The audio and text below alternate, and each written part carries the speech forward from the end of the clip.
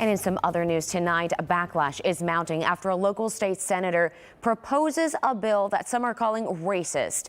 Thank you for joining us tonight. I'm Daniela Guzman. And I'm Keith Garvin. The bill would prevent citizens and business entities from countries deemed to be hostile to the U.S. from buying property in the state of Texas.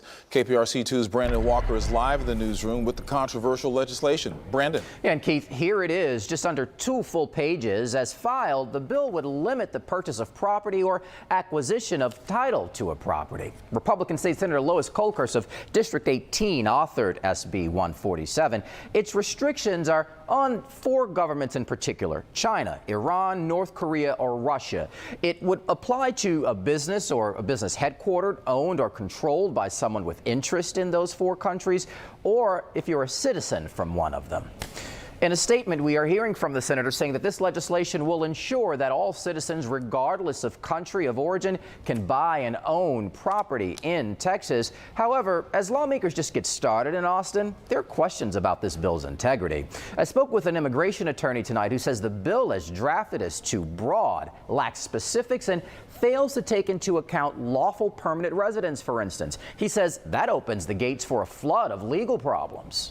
I'm kind of going, well, what happens if somebody was born in China, lives in the United States, is a naturalized citizen, wants to operate a legitimate business or has, and now wants to buy land?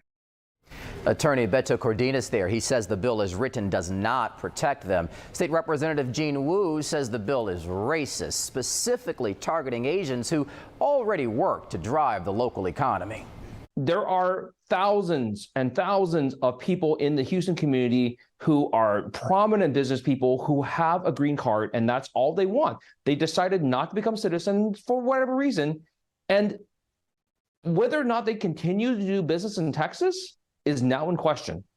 Yeah, Senator Wu saying he's already spoken to people with questions about the business interests here and the potential problem here all around. For the record, we have reached out to State Senator Kolkhorst's office for clarification on that legal immigration status, but we haven't received a response just yet. Her district does include parts of Fort Bend County. Tonight, County Judge K.P. George saying that there is no reason for the bill and that it discriminates against all of Fort Bend County. Keith?